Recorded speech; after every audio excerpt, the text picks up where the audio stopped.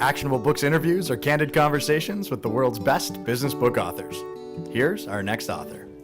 Music enthusiast turned marketing rock star Mitch Joel is the president of Twist Image, a digital marketing firm based in Montreal and Toronto. He's a regular columnist for several papers across Canada and the Huffington Post. He's also the author of 6 Pixels of Separation.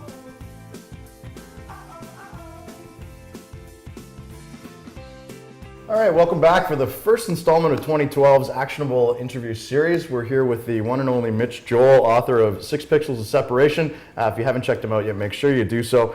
He's just about everywhere online. Omnipotent might be the... Omnipotent. Omnipotent. Everywhere. But I wanted to talk to you, Mitch, about you, your role, and I want to get a little bit personal as well into how you manage some We're on a couch, be careful. I wanted to talk to you, Mitch. This is awkward, we haven't done anything yet. And cut. No. So Mitch Joel, arguably one of the most influential guys in online marketing and digital space in Canada in particular. And I wanted to talk to you about you, because every time I see you, whether it's at an Art of Marketing conference or whether it's in Toronto, you have this almost Zen-like calm about you, and yet you run an agency of 130 people. Right. And you're in the digital space. It's the duck, there's the duck floats by and the legs underneath there. You don't see the legs underneath flapping and flapping. Right, fair enough. How do you keep that duck-like appearance on the surface, though? How many emails do you get in a day? It's nice that you think I have that appearance. I'm in a constant state of anxiety, so maybe it's all the endorphins running that that's nice to hear.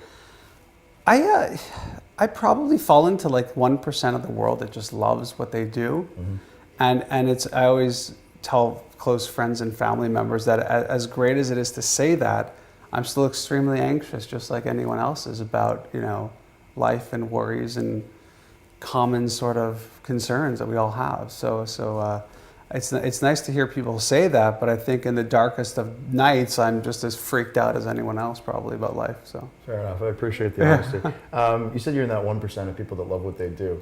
Yet your career path has taken some interesting. I mean, you were in a great position in the music industry, having started. What was the name of the label again? That was Distort. That was right before Twist Image, but prior to that, I mean, I'd spent 10 years publishing music magazines and putting them on the internet and interviewing really interesting people for a living and selling ads and being a media guy. Right. I often look at careers. I'm really fascinated with how people get to where they are, mostly because I think I have a lot of friends who are unhappy in their vocation. And when I look at it, what I've sort of, in a very simplistic way, identified is that people who have had linear careers seem to not be happy, but people who have careers that I call squiggly seem to be really, really happy. So a linear career is, somebody was somewhat good in math, and for some reason in high school they kept in math and science, and then they sort of squeaked into university and engineering, and they sort of squeaked by and squeaked out with an engineering degree. And you think about that at the age of 21 or 22, and then you sort of, now they're unhappy, and you're like, well, I mean, if my life was completely guided by decisions I'd made when I was in high school, I'd probably be really unhappy too. I mean, what do we know about ourselves and our lives back then? And then I sort of parlay that into my world, which is, I think, a bit, I'm very risk adverse in one sense, and then I'm very rebellious in the other. And it's the sort of collision of those two worlds. So I'm risk adverse in the sense of, I like the stability of a great income and all that sort of thing. But I'm very rebellious in the sense of, if I got into a terrible argument with my business partners today, I could walk tomorrow and have no issue with it. I tend to not hold emotional attachments to things. And I think that over the course of my career, I've become somewhat comfortable with the fact that I'll be okay. I'll figure something out. I mean, I've got 40 plus years of experience that says I've figured it out. So I don't think that would change in the next half of my life. So that's sort of how I take it, and I appreciate the squiggliness of my career. And I'm also always intrigued by people who have tried things they were somewhat interested in or passionate about, evolved from what they liked, and then sort of moved to another direction when it wasn't something that they were great at. And that's just sort of what I do. Fantastic. It sounds like it's very values driven. It sounds like the kind of discussion you could have with a partner is around idea as opposed to identity, and then being able to walk away from that without any grudges comes from a very clear sense of what's important to you and what you're willing to stand for.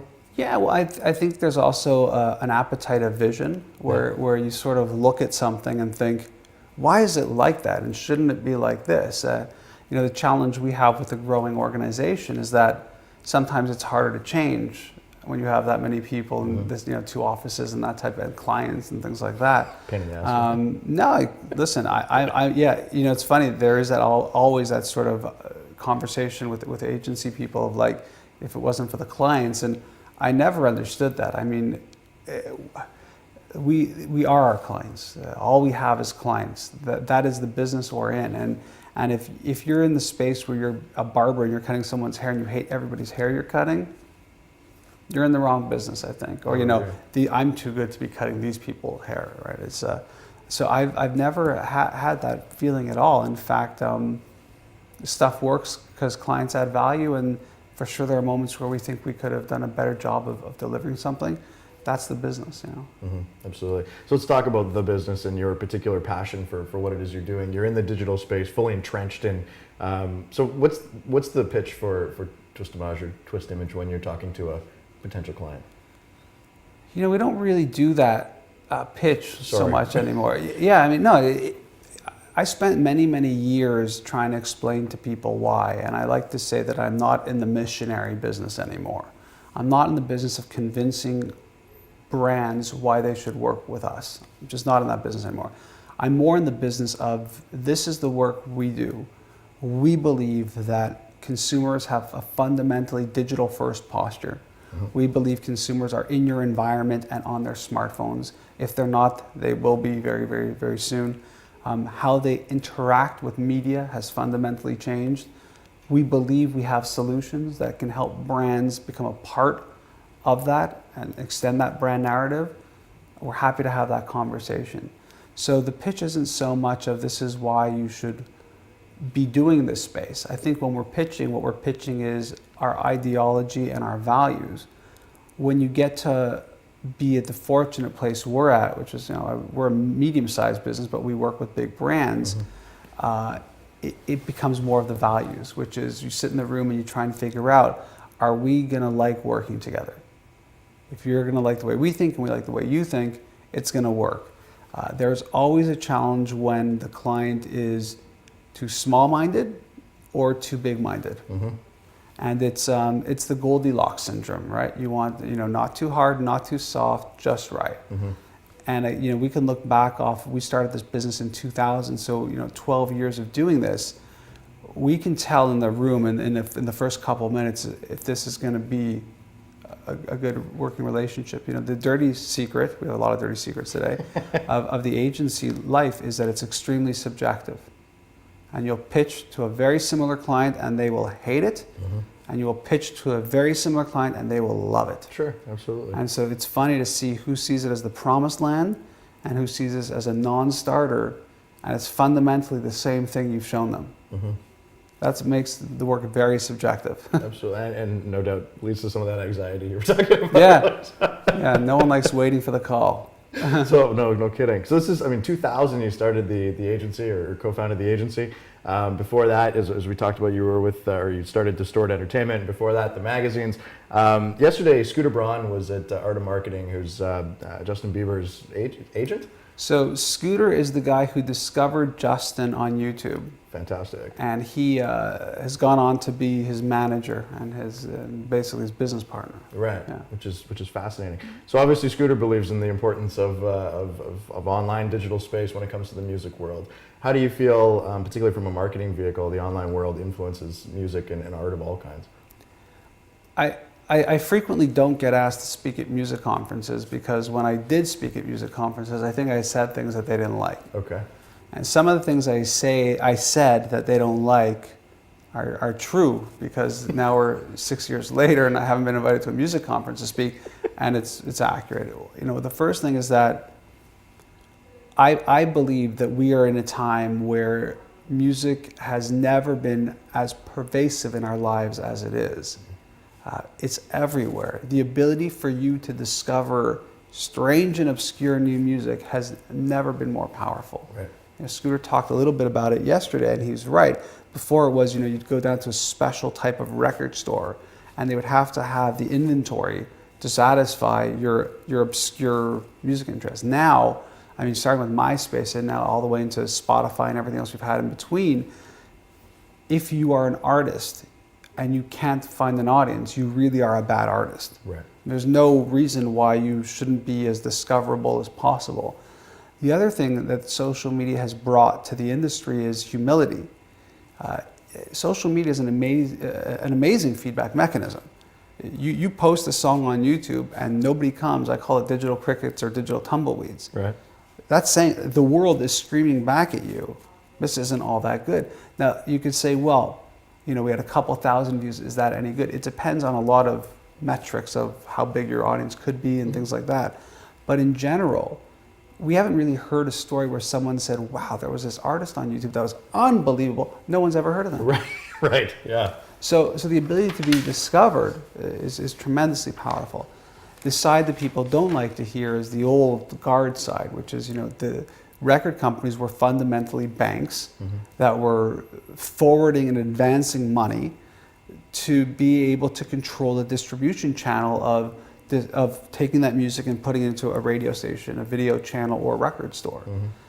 When that has slowly sort of dissipated because of things like iTunes and stuff like that, the business has to change. It's hard to change that business when you own physical infrastructure and you have printing presses and manufacturing, and it becomes more challenging. The truth of the matter is it's becoming more and more an increasingly digital business. And those channels have been occupied by brands like Apple instead of brands like Universal. That's I was hearing on the radio the other day that Adele has now gone double platinum on iTunes, which I thought was fascinating. Right? That's a major feat to be selling that many songs, albums, records on a digital channel like that. Yeah, the challenge with that industry really is that it's and no one has been able to really explain it to me. And I've spoken to some pretty senior people about this. I don't understand why people steal music. Right. You were young once, I was young once. I loved the bands so much that stealing from them, it seems so crazy to me. Like I'm going to go into the record store and steal the CD because I love them so much. Right. Now, it might be the physicalness of it that makes people think it's more of a sort of not a crime to do it. But it's amazing to see, a 16-year-old girl who loves an artist beyond more than her parents, basically at that point in their, crazy chemical-induced weird life, and yet they will steal their music. Right. And the math is pretty basic. Whether people have to understand that whether you like big labels or big touring companies, the artists are the ones who made that social contract with them. So when an artist agrees to be paid $1 for an album or 5 cents for an album, they're going into that relationship eyes wide open. No one's handcuffing them, punching them in the face and saying, sign here. So, it's a fascinating thing that people are like, well, I'm not screwing the artist, I'm screwing the big labels. First of all, what have you got against big labels? They brought you the artist. They found them. They invested in the artist. They made it sound good. Yeah. So that to me is still one of the great mysteries of the world that I can't wrap my head around. Yeah. I love books and music so much that when I get them for free, I buy them. Right. Okay. I'll get a book and I'll be like, I want this book. I'll buy it on Amazon, or someone will send me a CD. I'm like, this is really good. I'll buy it on iTunes. I want to support. Listen, it's nicer to be older and have a bit of money, but I don't think it's that out of financial means for most people to afford $10 to support an artist. Right, and it's a prioritization thing, right? Either choose to say that or choose to say I don't have any money, so I'm going to steal it instead. That's a mindset on that. I'm thinking. So I saw this comic strip that you may have seen about Game of Thrones, and the guy wants to download Game of Thrones, wants to pay for it because he really looks forward to it, and tries to figure out every channel to get the freaking show, and just cannot get it because YouTube won't allow you to HBO won't allow you to download it, and this whole thing. And then at the end of the episode, he's got the angel and the devil on his shoulder, right? And the devil finally convinces him just to rip the torrent, and it's fast and it's clean and it looks good. And I think, you know, maybe 10 years ago, you know, it was easier from a instant gratification standpoint to steal it when you didn't have iTunes out there, right? But now there's no, to your point, there's no excuse for it. Not that there ever was a justifiable excuse, right? But yeah, I mean, I don't know if it's my parents did a great job with the value system, but like, well, why would I steal something? It just doesn't feel right. Right. I'm even uncomfortable like grabbing the free candy at the hotel, and I'm like, oh, I don't want to look like a pig here, and they're gonna think, you know. And I don't know where that comes from. I'm assuming it's value based from my parents, but all of that stuff makes me really crazy. Like it really, like I'm more than happy to pay for it because I'm enjoying it. yeah. The problem is if I'm paying for it and not enjoying it, then I'm a frustrated consumer. Well, but sure. So what do you have thoughts on the idea of try before you buy, where there's a sampling process and then deciding afterwards whether you want to buy it or not? yeah, I mean, it exists and it works great. I mean, I think one of the greatest things Amazon does is they give you that first chapter for free, and you Right. can really decide if this is something I want to invest in. I mean, I'm a massive fan of sampling. I think that's for sure what makes the world go round. And if we're asking you to switch banks, I should at least let you sample before you have to go through the hassle of calling everybody and going through the process of it. So, you know, sampling has historically been a great platform for media marketing agencies to drive awareness. I mean, you know, we work with Air Canada, one of the big airlines, and they now do the Toronto Island Right. run, which is Yeah. in competition with Porter, and it's hard to sample an airline because you still, you know, there's still costs involved, and they haven't necessarily done it. But we're big proponents of no one's going to switch, especially if the other experience is good, and Right. it is good, Right. unless you let them sample it. Right. And I mean, we know that when you do that, people switch, Yeah. or they like it more. They're more aware, or they're more likely to tell other people, if you're not going to do this, you should try that. Right.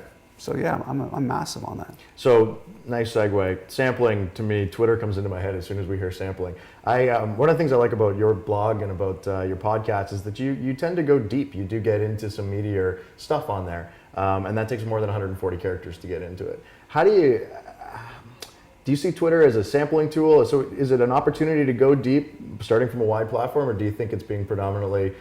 How do you think it's being used compared to how it could be used? Yeah, it's funny. A friend of mine was speaking to Seth Godin, and my name came up, and Seth said to them, Mitch is quite academic, and it made me laugh because I was thinking to myself, wow, that's an interesting way to describe me, considering I'm a university dropout.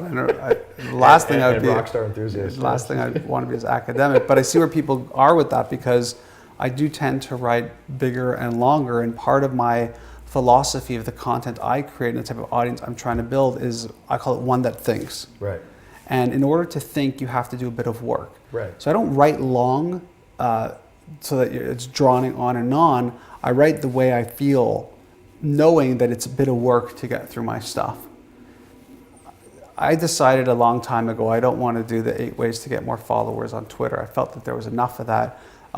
I think the highest praise I've ever received in my content is someone once said to me, "You're like the marketer's marketer." Or Joe Sorge likes to say that he's a great guy. He does kitchen table talks, really smart guy. Right. He'll say that, like, I don't want to tell people about you because, like, I want to keep that stuff for myself. Right? I'm like, that's awesome, because I know when I read great books, I'm always hesitant to share. I'm like, this is really, like, why would someone do this? You know, Twitter for me, it falls into many categories. I have one. My sort of general business perspective is dramatically different from my personal engagement with it. So the general business perspective of it is, I think you can use it to equalize a brand and the people it connects to. Okay. So I think it creates a great place to really be more human and more fun. And I think it's a great place to also have inconsequential back and forth that don't involve a lot of work. Right. I also think that because it's public, people can see that. So if you sent me an email saying, Mitch, talking about the 5 values of your company, it's like, I got to respond to this email to you. Right. That doesn't help me because it doesn't really go anywhere else besides your inbox. Right. If I can have that conversation in public, other people could see it and see how I think. And so it creates a bit more of a optimization of any sort of engagement back and forth, which I think is really, really valuable. The personal side is productivity. Okay. The other week, I was looking at Twitter and saying to myself, I've been on Twitter since it's because I got those auto tweets that say how long you've been on Twitter. Yeah. And someone said, like, I got one of them, and it was, today is your Twitter birthday. you've been on Twitter for 5 years. Wow. And I thought, wow, that's a long time, No right? kidding. And then I don't know why I got on this, and I was like, well, how many tweets have I done in 5 years? And it was like 8,000 or something. And I started doing the math. I was like, well, okay, let's do the math. Like 5 years, 8,000. Well, how many is that a day? And I think it was like 4 or 5 a day. Probably isn't a lot in the grand scheme of things. And then I started saying, well, what about like other people? So I started looking at, like Gary Vaynerchuk and Chris Brogan and other people. I started looking at the numbers and I was like, whoa, like this is a lot of tweeting, like a lot. And then I started saying, like, if I was a brand and they were my agency and I saw that, would I question their productivity? And I don't know where I netted out on this at all because it's not scientific, but I was looking at quite a few people, and basically what it came down to, I saw people who were tweeting upwards of 9 or 10 times per hour. Good God. Off of my very rudimentary math, which was how many tweets, how long you've been on Twitter. So we're talking about 365 days a year, 24 hours a day. Right. Oh, jeez. 9 to 10 times. Yeah. And listen, I understand we're going back and forth. It could be, you could rattle off 50 in a very short time. I get how the platform works. I've always felt that Twitter for me has been a productivity issue. Okay. We all have X amount of hours in the day. I'm trying to grow the business. The stuff that I do for my blog and podcast is a part of my daily fiber. It's who and I love to do it. I don't love Twitter personally as much as that. It's very flattering that all those people want to follow me and think I'm interesting. So for me, Twitter really is a platform that I use to provoke. Okay. I will put a question out there. I will link to a piece of content that I don't think is blog worthy but interesting. And I'm hopeful that the content I put out there is something that helps other people in their job. I'm not really there for I call it the pandering. Hey, just saw Mitch Joel at an event. Wow, cool, great to see you. It's like this self-congratulatory look at me stuff that I don't know why, it's just not part of, I don't love it. So I always feel awkward when it's like, hey, I love compliments as much as the next person, and I like being acknowledged, and so I love all that. I just find more often than not, there are times where it gets weird. That whole, hey Mitch, like if you're really a social media guy, I'm reading your book right now, you'll respond to me. Right, love that. I'm like, I don't know what that means, but hi. Yeah. I mean, if you I'm feel also better a business about it. owner and a dad, and I got a couple other things going on. Yeah, there, but I mean, it's flattering, and the other side is it's flattering. You want people to follow you and to tell you you're interesting, and there is that side of it. Sure. I'm just not good at the, Well, part. you hit on a really interesting point where it sort of slid in there, was that if it was something interesting piece of content that wasn't blog worthy. So there's a hierarchy to what content gets into Twitter and what content gets into your more. And it's a curation platform too, where like I always think that if you were to follow me today on Twitter and look at my tweets, it'd be like at you, hi, at you, thanks, at you, wink. Like I don't want that to be my Twitter stream. I want my Twitter stream to be, TV still prominent. This is interesting. Jeff Bezos says this. That's interesting. I like it being more like I really use Twitter as more of a curation of what I'm feeling and seeing than chest thumping. And I'm even hesitant when I'm at things like the Art of Marketing yesterday.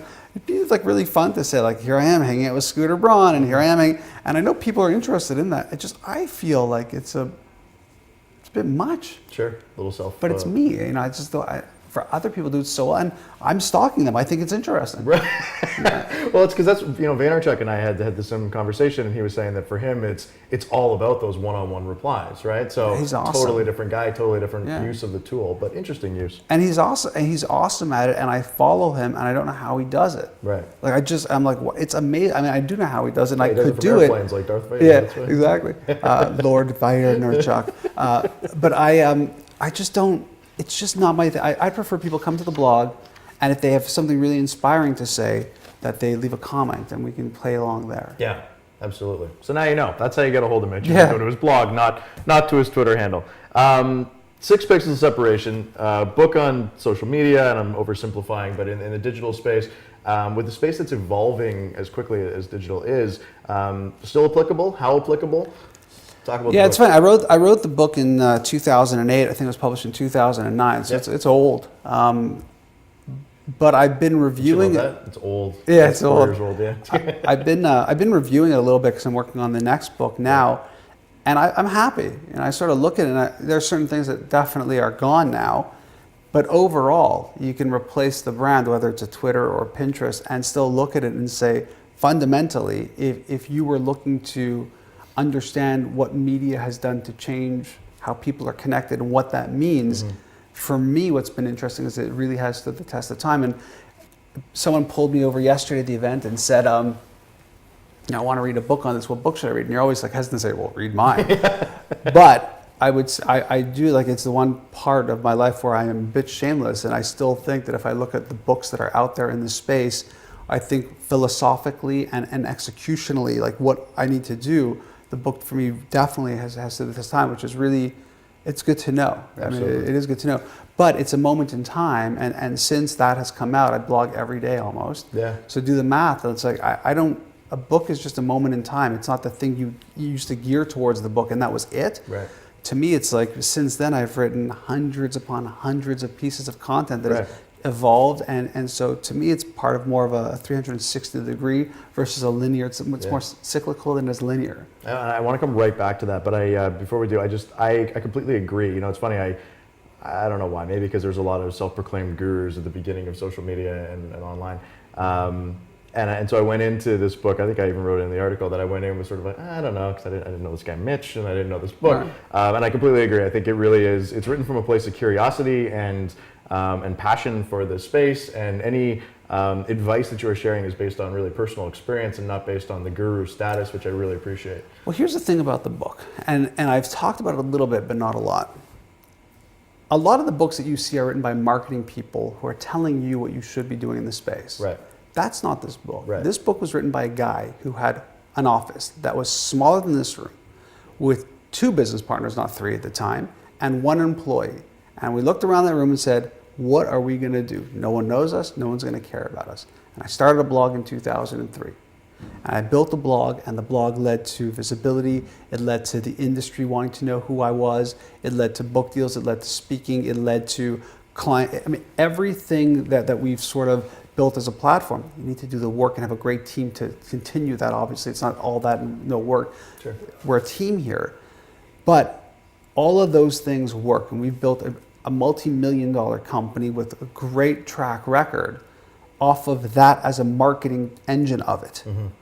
That's what the book is. It was written by an entrepreneur for other business people to say that everyone else was saying, oh, where's the ROI? How does it work?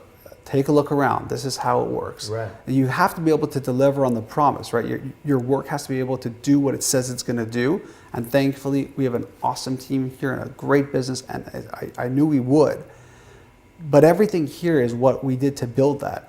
Every other book is hyperbole. Right. Every other book is hypothesis. Right. I think if you do, a lot of the people who've written the bigger books than this one don't really have success outside of writing books and telling people what to do. Right.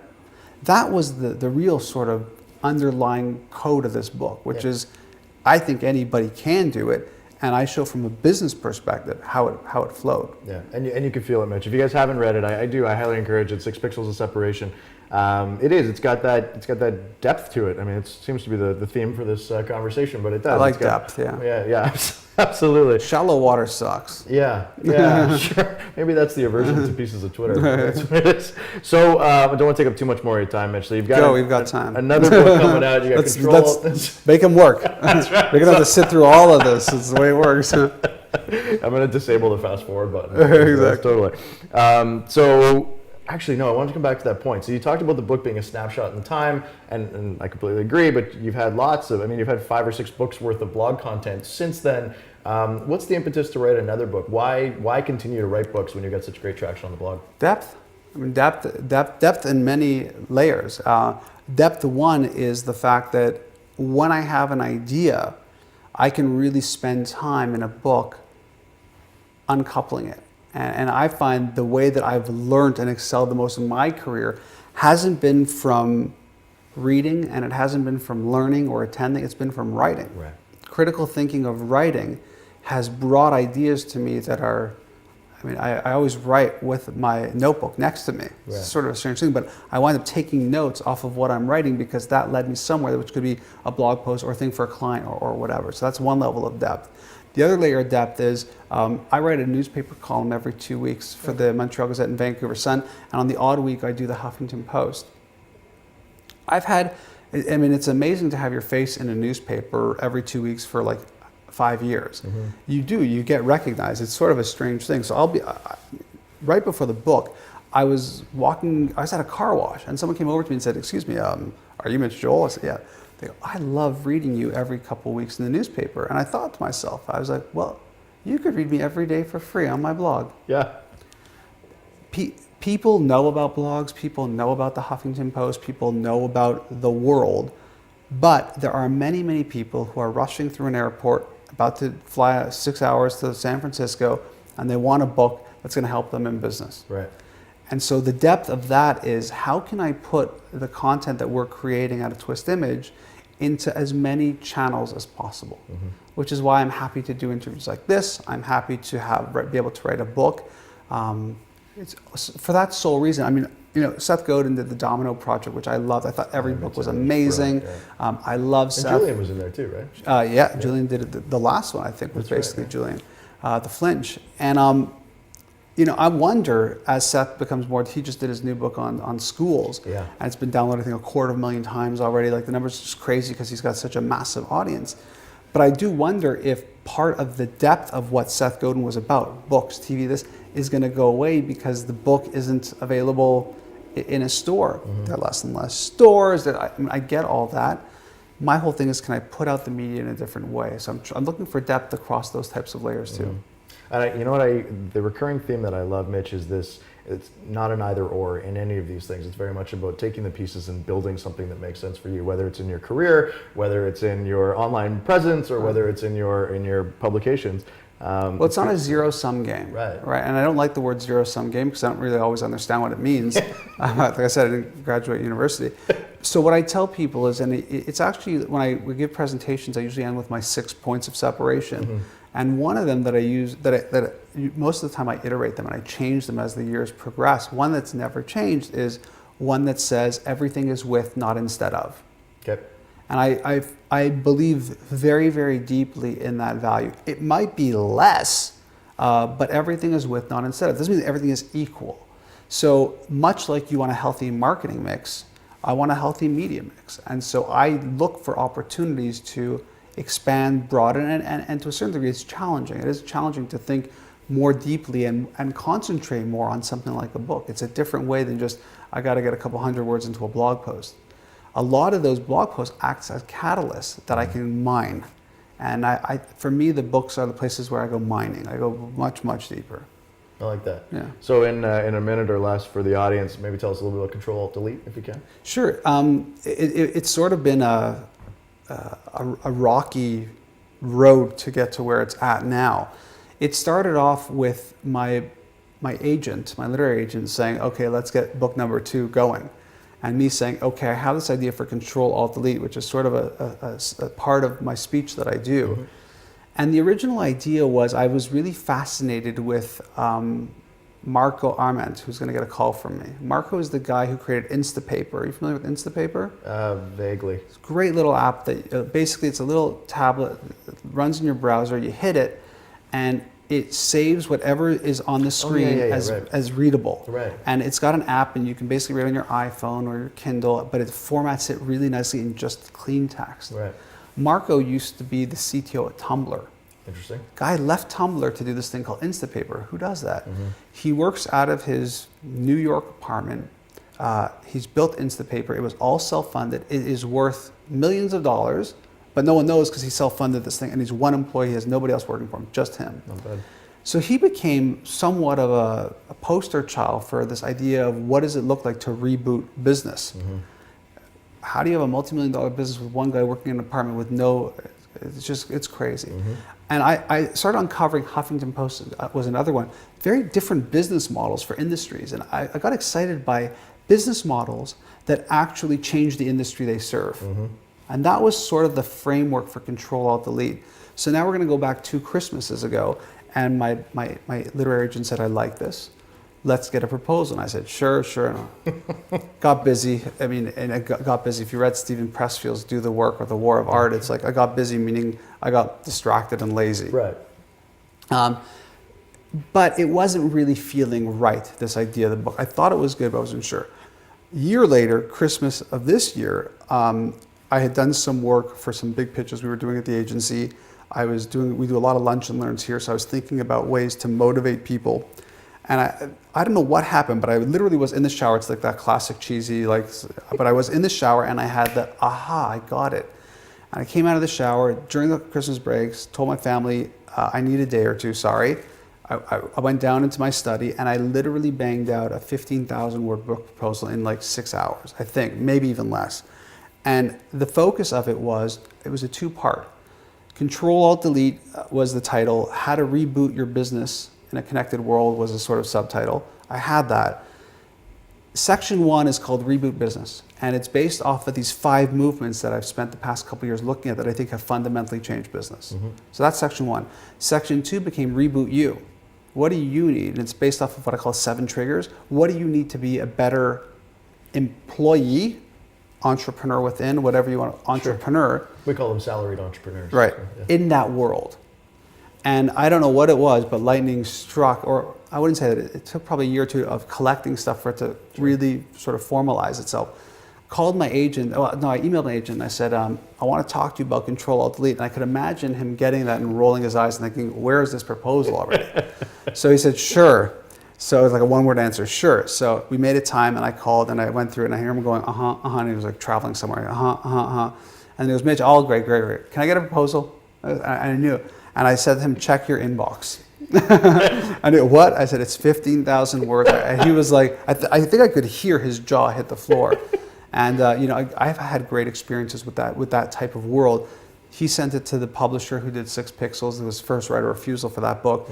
They immediately accepted it. I had lunch in New York City the next week with them. They were thrilled by it. I mean, the book deal was done in a matter of days. And I'm really excited about it. I think that one is, and I told this to my agent, and again, I am humble and somewhat shy, believe it or not, and an introvert. And I said, really, I'm writing the book that I would want to see in the market today. I don't think there's a book like this. I just don't think that there's a book that answers the question of, now what? Right. We all know Facebook, we all know Twitter, we all know social media, but now what? Like, now what? It's completely pervasive. It's everywhere. Mobile is ubiquitous. Now what? And I think the book answers now what from a business perspective of what you are going to need in the next couple of years. I was doing a lot of speaking recently, and I would go out into the audience and be very provocative. I'd say, I want you to look to your left and look to your right. Odds are one of you won't be here in 5 years. I mean, hopefully physically you'll be healthy and you'll be here, but your job title, the type of industry you serve, probably not. Right. That's how quickly that world is changing. And so I want the book to deal with that. Good. So I'm excited about it. I'm excited too. I can't wait to check it out. And you said May of 2013? That's the new business cycle. I mean, I still have to write it. So let's be fair, which is we're now in March and I've got to deliver this by June, which is not a problem. It'll be there. But it does take them under a year to get a book in their slate, in their sales cycle, through they have to print it. They have to, there's moving parts that are well out of my control. Yeah, which makes it, just builds the anticipation, right? So yeah, and also hopefully make it fresh. That's right. And in the meantime, you can check out the blog. So what's the official link for your blog? It's twistimage.com/blog, or just Google Mitch Joel. Right, and you Google Mitch Joel, you'll find more than enough to keep you busy. So Mitch, such a pleasure. Thanks so much for your time. Really appreciate it. Honored to be here. You're doing great stuff with this series. The videos are awesome. I watch them, so I learn. So thank you. There you go. Heard it here first. Good testimony. Thanks, Mitch. You got appreciate it. Cheers.